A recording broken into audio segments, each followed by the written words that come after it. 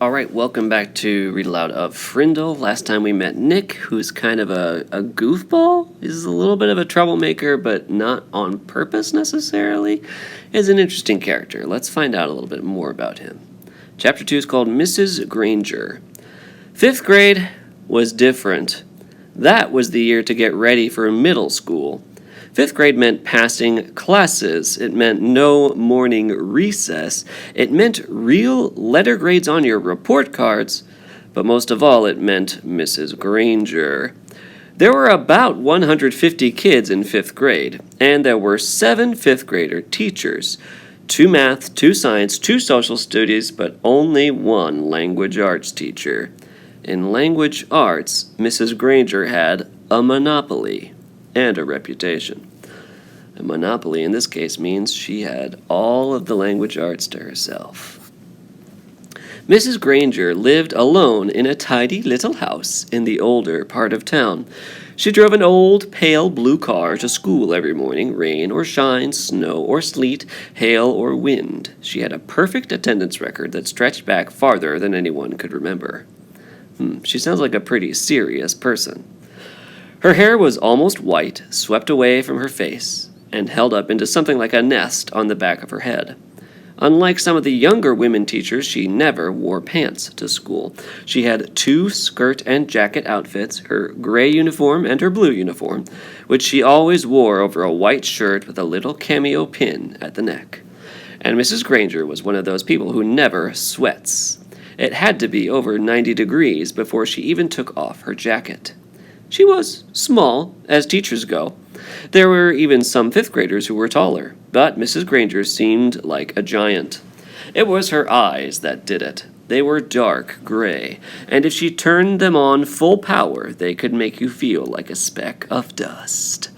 Her eyes could twinkle and laugh, too, and kids said she could crack really funny jokes, but it wasn't the jokes that made her famous. Everyone was sure that Mrs. Granger had X-ray vision. Don't even think about chewing a piece of gum within 50 feet of her. If you did, Mrs. Granger would see you and catch you and make you stick the gum onto a bright yellow index card. Then she would safety pin the card to the front of your shirt, and you'd have to wear it for the rest of the school day. Oh, dang. After that, you had to take it home and have your mom or dad sign the card and bring it back to Mrs. Granger the next day. And it didn't matter to Mrs. Granger if you weren't in 5th grade, because the way she saw it, sooner or later, you would be.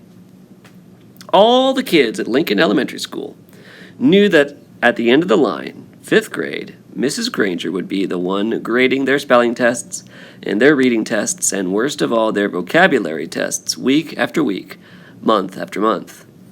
Every language arts teacher in the world enjoys making kids use the dictionary. Check your spelling. Check that definition. Check those syllable breaks. But Mrs. Granger didn't just enjoy the dictionary. She loved the dictionary, almost worshipped it. Her weekly vocabulary list was 35 words long, sometimes longer. As if that wasn't bad enough, there was a word for the day on the blackboard every morning. If you gave yourself a day off and didn't write one down and look it up and learn the definition, sooner or later Mrs. Granger would find out, and then just for you, there would be 2 words for the day for a whole week. The caption says, Mrs. Granger loved the dictionary. She's got a little halo behind her head that says, use the dictionary. Mrs. Granger kept a full set of 30 dictionaries on a shelf at the back of the room, but her pride and joy was one of those huge dictionaries with every word in the universe in it, the kind of book it takes 2 kids to carry. It sat on its own little table at the front of her classroom, sort of like the altar at the front of a church. Every graduate of Lincoln Elementary School for the past 35 years could remember standing at that table listening to Mrs. Granger's battle cry, "Look it up!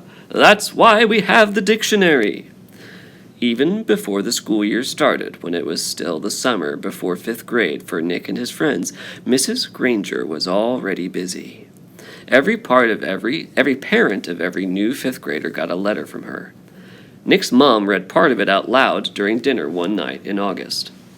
Every home is expected to have a good dictionary in it so that each student can do his or her homework properly. Good spelling and good grammar and good word skills are essential for every student. Clear thinking requires a command of the English language, and 5th grade is the ideal time for every girl and boy to acquire an expanded vocabulary. And then there was a list of the dictionaries that Mrs. Granger thought would be acceptable for home study. Mrs. Allen said, "It's so nice to have a teacher who takes her work this seriously."